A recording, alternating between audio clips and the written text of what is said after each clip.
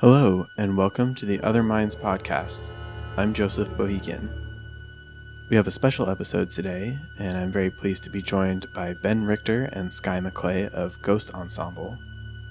Ghost Ensemble is a chamber ensemble that focuses on collaboration with living composers such as Mia Masaoka, Kyle Gann, Lisa Hirsch, and Catherine Lamb, and covers a wide range of genres blending contemporary classical, experimental, avant-garde jazz, and sound art.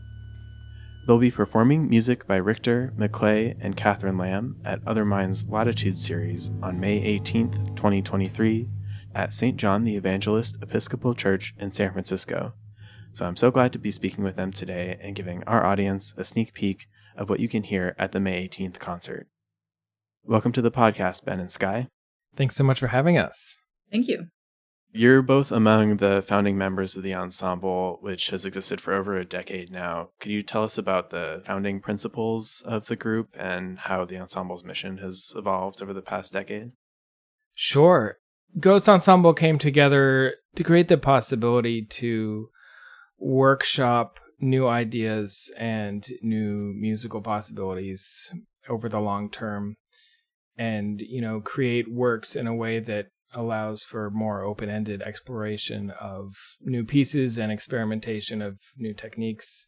Sky and I were a few of the first musicians to create compositions with the ensemble, and we've also been working with a wonderful wide variety of amazing musicians since we began as well. Yeah, I'll just add that I think a lot of our ethos as an ensemble, in addition to creating a space for long-term experimentation and collaboration and time to develop new pieces, has also been a certain aesthetic that we tend to gravitate towards, stemming from Pauline Oliveros' deep listening practice. And so we often do music of longer durations, music of embracing microtonality, music embracing principles of deep listening, music that includes structured improvisation or parameters that are not always determined by the composers. So definitely the performers have a lot of agency in many of the pieces that we play, what they do moment to moment, and all of that. We're very open to doing many different kinds of musical expression, but I'd say that's a kind of locus of techniques and approaches that we deal with often. Yeah, and I think we're very much about sort of those pieces that explore the unknown of what used to be boundaries, between styles, scenes, genres, approaches, and, those liminal zones, both of working methods and of musical materials, are often the really exciting places to explore.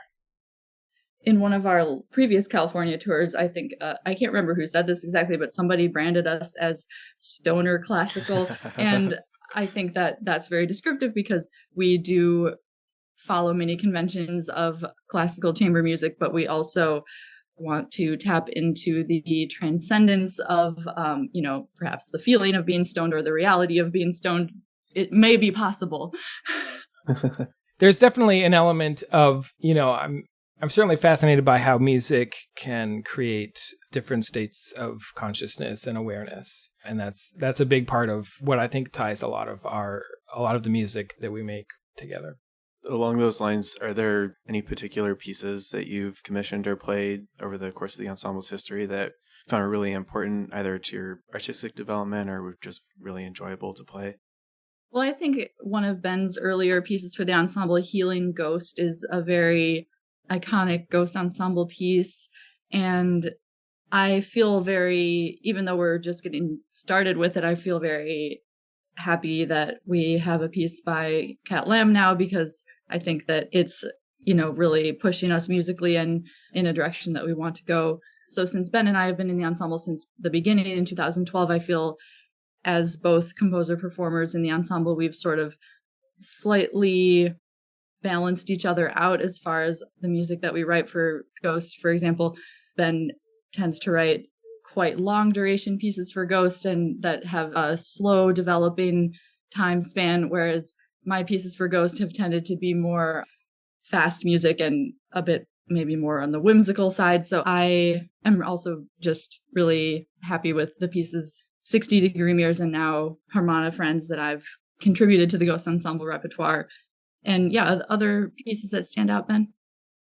Yeah, I just wanted to say that I really appreciate how the two of us can complement each other's musicality as well and contributing compositions to the ensemble. I think one of the things that's really special about Sky's music is, in addition to being really sort of sophisticated and adventurous, it's also really playful. And that's an aspect of music making that I really, really love that isn't always so much in the front of my own work. But, you know, not to offer too many spoilers, but Sky's piece has hugging and, you know, inflating balloons and all sorts of wonderful things that are a wonderful contrast to the sort of slow timbral explorations, which I also obviously love doing in my own work. And I'm really excited for Cat Lamb's piece, absolutely. We just premiered a new piece by Mia Masaoka that was really exciting to work on. And we also did another piece with her, which I think I also should avoid too many spoilers about, but we were wandering around in the forest wearing costumes. And, you know, over the years, it's been a real privilege to work with so many incredible composers. And I'll just add one more that I think Andrew Smith's piece that we worked on for a long time about in 2018 is a piece that stretched us musically, and I'm just I think that helped us grow as an ensemble to bring that amazing piece to life. I'm blanking on the title of it though, Ben. We remember not the word, but the sound of the word. Yes. You gave us a little bit of information about Sky's piece, Harmona Friends, which will be performed at the May 18th concert. So it features some inflatable sculptures that are embedded with harmonicas, and I don't want to say too much else, you're not wanting to spoil some of the surprises, but Sky, could you tell us some more about that piece? Yeah, my piece Harmona Friends is, as you mentioned, for Ghost Ensemble, and two of these inflatable harmonica sculptures called harmona trees. And harmona trees are pine tree shaped vinyl, sort of like a floaty ring type structure, except in a pine tree shape. And they are animated by fans, and the air escapes after the sculpture's inflated. The air escapes through the tines of these deconstructed harmonicas. So it creates a harmonica drone major triadic sound. And these are instruments that I built myself and handcrafted, and I'm very fascinated by all they do as instruments. So the piece has the one that uses all A harmonicas and one that uses all B flat harmonicas. I actually have 8 of these harmona trees because they're part of an installation piece that I originally did at Stetson University in Florida in 2020. And after I did the installation, which is an environment where people can go in and turn the trees on and off and kind of just experience the sound as sort of an overwhelming texture or as more individual tree combinations. I just wanted to try more possibilities for using the trees in a chamber music context. And Ghost Ensemble was a really perfect vehicle for me to do that because, of course, I know everybody very well, and I knew that they would just go with me and try things. And I had the opportunity to do 2 workshops before the piece was fully finished. So just got to try things out. And one thing I find fascinating about the trees is they have a very distinct sonic envelope, the way that they inflate, and they have kind of a attack when they become fully inflated, and the harmonicas have a bit of an extra push, and then they kind of collapse as the air goes away. So to me, that is like a choreography of an ADSR. And so I work a lot with that. How can I amplify that element with the whole ensemble? Yeah, I was watching a video of the ensemble performing the piece, and the harmona trees kind of seem like additional members of the ensemble, like they're personified. Part of it is probably that you call it Harmona Friends. They're like they're your friends that are part of the ensemble. Is that how you're thinking of them? Yeah, exactly. And I also, at one point I said it was sort of a concerto for the harmona trees. So I tried to do different sort of ways of interaction between the ensemble and the harmona trees, but they're definitely, I wanted to think of them as performers, not just, objects or inanimate objects. I wanted to personify them. And it's called Harmona Friends because I guess I wanted the piece to be about friendship in a very general way, about relationships between the harmonic trees and the instruments and the trees, but all of these are sort of friendly relationships. There's not the kind of combative relationship that you could perhaps make between a soloist and ensemble. Yeah, and I just want to say, first of all, that's totally what the ensemble is all about.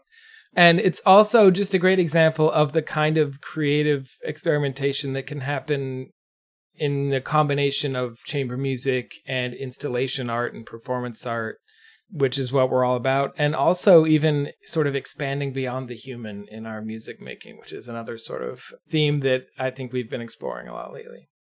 One of the ways this piece is very collaborative is that the score, while being very specific about certain elements, is not very specific about the voicing of the triads. So the ensemble plays these big triads that either match or clash with what the harmonicry is playing, but I didn't tell them exactly what octave or assign which member of the triad each person is playing. So I gave them some examples in one of our workshops, but then the actual real-time orchestration is the responsibility of the ensemble members. So I'm really happy with how it turned out, but also I didn't do all of that exact determination myself. The ensemble members do some of that on the fly.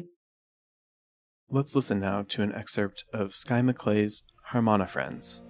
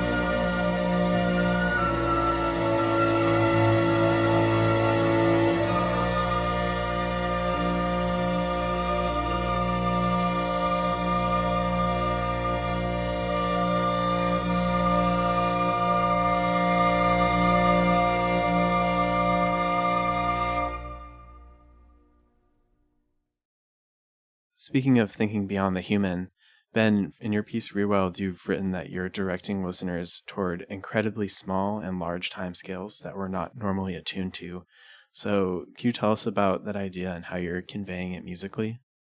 Yeah, sure. So one of the things that I've been really fascinated with over the past several years in trying to explore more musically is orders of magnitude, both in space. You know, if you think about biology, you have like the organelle and the cell and the organism and the ecosystem.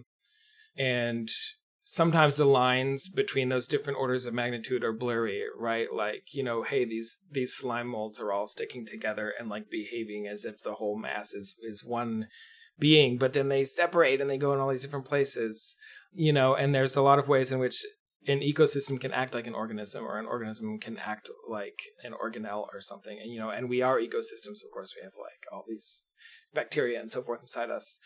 And then in time as well, you can zoom into quantum time and look at how, particles interact. We experience certain states of timeliness in our lives, right? Sometimes we're sort of zoomed out. Sometimes we're more zoomed in. This is something that I'm really interested in exploring musically. And then there's the sort of vast timescales that we're aware of, but we can't experience directly, with the geologic and the sort of cosmic time of systems much, much bigger than what we actually see playing out before our eyes. And one of the things that I think is really magical about music as a form that interacts with time is that we can sort of model orders of magnitude to take an indirect look at what we can't experience directly. So what I mean is, like, if we think about a parameter like pitch, we can operate in the sort of most familiar zone of, okay, these two pitches are a minor sixth apart. And once we get to, okay, these two pitches are, 20 cents apart, 15 cents apart, then we sort of enter a different scale at which we start not to perceive them as two separate pitches, but as beating frequency relationship between two pitches that are extremely close together. Or if they're extremely far apart, we might be less likely to hear them harmonically, but more as a sort of timbral coloration of one sound. And I think it's really fascinating to explore the liminal zones of where these orders of magnitude tend to sort of flip. This is a very James Tenney idea. And also in parameters like timbre, like rhythm, pitch can ultimately turn into rhythm, pitch can turn into timbre can turn into something else entirely. And so in this piece, I'm sort of, without creating too concrete of a system for the overall piece, because it's also just an exploration of a bunch of sound worlds I thought sounded really beautiful when we were experimenting with them. I wanted to explore a lot of these liminal zones where we kind of jump from one order of magnitude to another in terms of our perception, and explore how that can parallel our ability to listen into these non-human timescales or non-human modes of awareness that might be out there that we can catch a little glimpse of. In terms of the listener perceiving these differences, these timescales, is that something that you've found that you want to prime them first before and let them know what the idea is, or you tell them nothing and those ideas sort of come just through listening, even if they're not sure where they're coming from? It's a great question. I think ultimately that ends up being up to listeners anyway. If you offer program notes, some people will choose adamantly not to read them. We also have my friend John Charles Ryan wrote a wonderful exploration of the ideas that we've included in some programs for people who are interested in reading more. But ultimately, as I said, because it's not a deterministic element of the piece, and I don't think it's required, hopefully it's not required to appreciate the piece, I don't want to overemphasize the inspiration there. It's also, I hope it's something that people can, close their eyes and listen to and just enjoy the journey.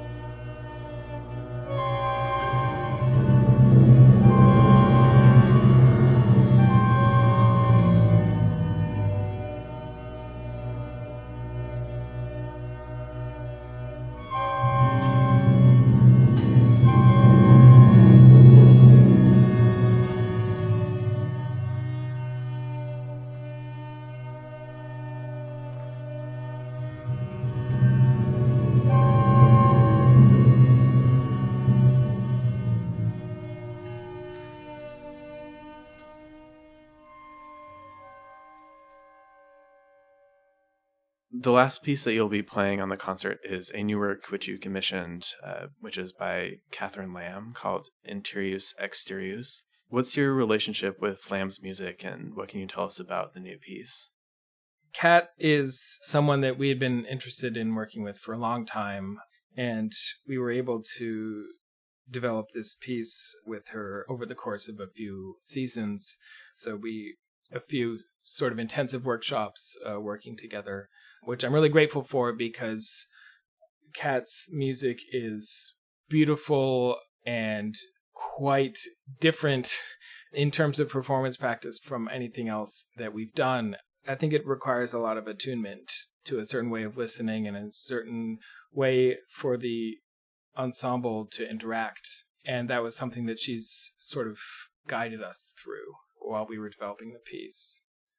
Yeah, and just to expand on that, on what Ben means by that, this piece and other pieces by Kat uses the rhythmic notation is not super precise. It's very much spatial notation with very specific harmonies and relationships. And we often are supposed to lock into a particular harmony or grow into and out of a specific chord, where some people are more the foreground and the background. And it's all very intricately interrelated, but the exact timing is based on those sounds and those harmonies locking in and feeling in tune. And that obviously takes a lot of listening and skill and practice and just really knowing the piece so we know what to listen for.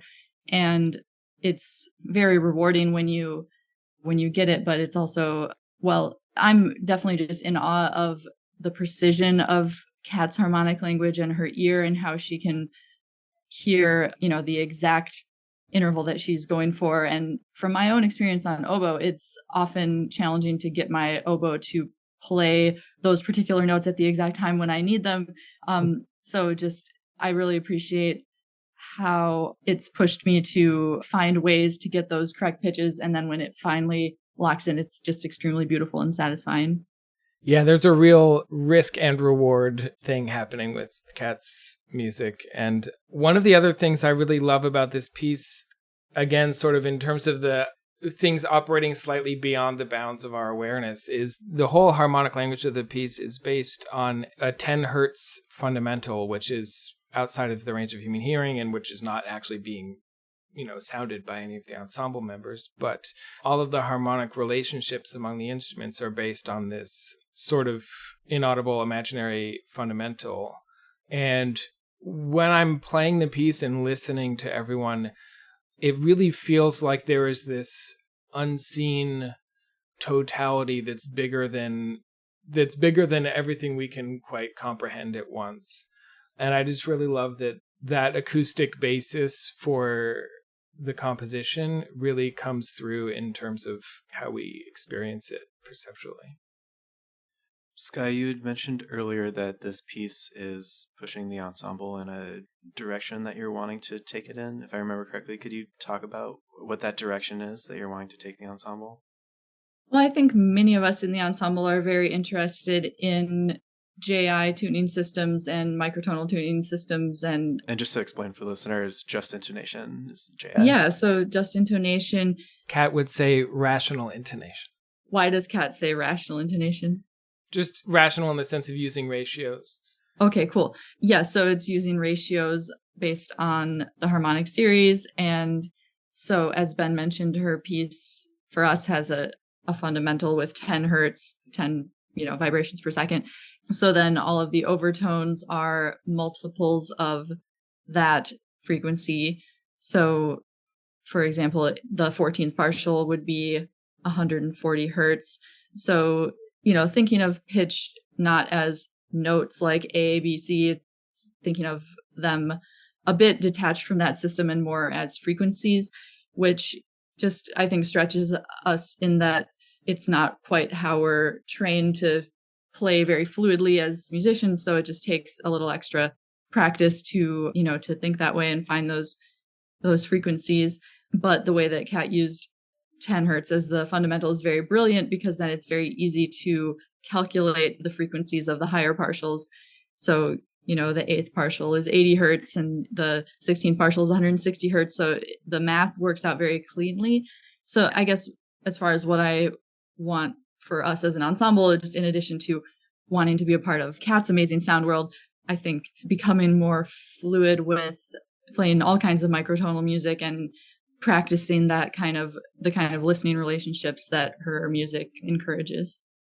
Yeah, and I'm really excited for anything like this that really breaks down, structures that we might have accidentally been living in, like the concept of pitch class, right? And just sort of, peeking our head outside and saying, oh, there's this whole wider universe where we can just conceive of this parameter in an entirely different way. And here's the beautiful music that results from that. This is a fantastic example, and I think there's so much more out there in terms of what's possible in, reconceiving all of these acoustic and musical possibilities. Let's hear a little bit about the piece from the composer, Kat Lamb, followed by an excerpt of Interius, Exterius. I would say the main experiment with this piece for Ghost Ensemble in regards to the role of the listener, who is also the interpreter in this moment. I was searching for where there could be threads of attention, placing focal points on certain harmonic elements. So breaking down harmonicity into various elemental points where each individual is somehow taking part in that identity of sound.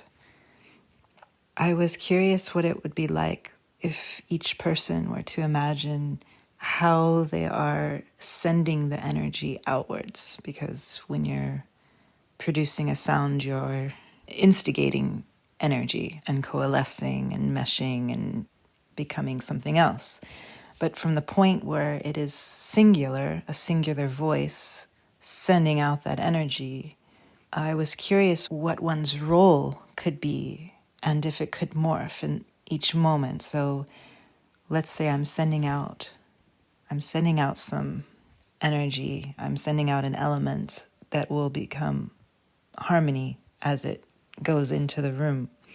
So when I'm sending out that element into the room, I'm in that moment, the role is either out or in. This is what I've indicated in the score. And it's something simple, and it's not really about volume. It's more how the person sending out that information or that energy, how they are imagining the sound to work in the room. So in a way, they are aware that if they are sending that sound out, then they are the ones instigating something.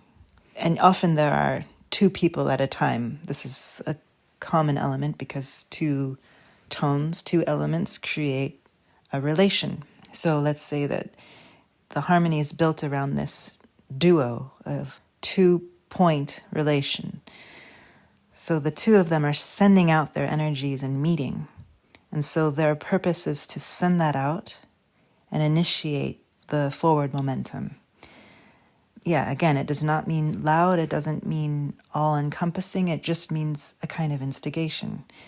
So then, if another person has a role of a different element that corresponds, but it's another element of the harmony, if their role is indicated as in, then their role is more to go into that sound that's been initiated, yeah? To meet it. So it's just a slight difference of focus, really, or intention.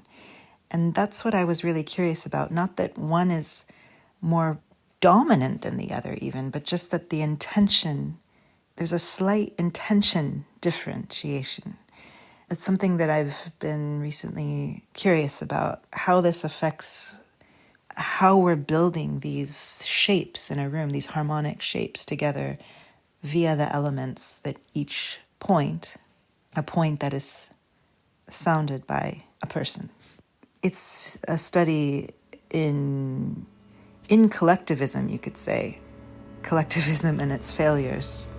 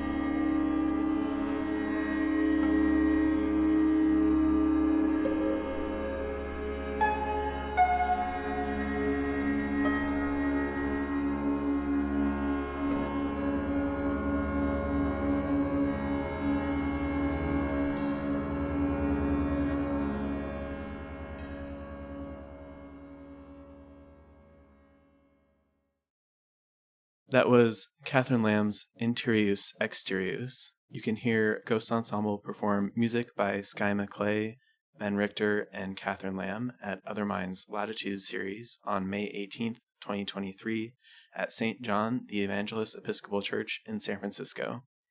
Thank you, Sky and Ben, for talking with me today, and thanks everyone for listening. Thanks so much for having us, and very much looking forward to this concert. Thanks, Joey. This has been an episode of the Other Minds podcast, brought to you by Other Minds. We'll be back soon with interviews with the featured artists from our 27th festival, which will be held November 15th to 18th, 2023 at the Taube Atrium Theater in San Francisco.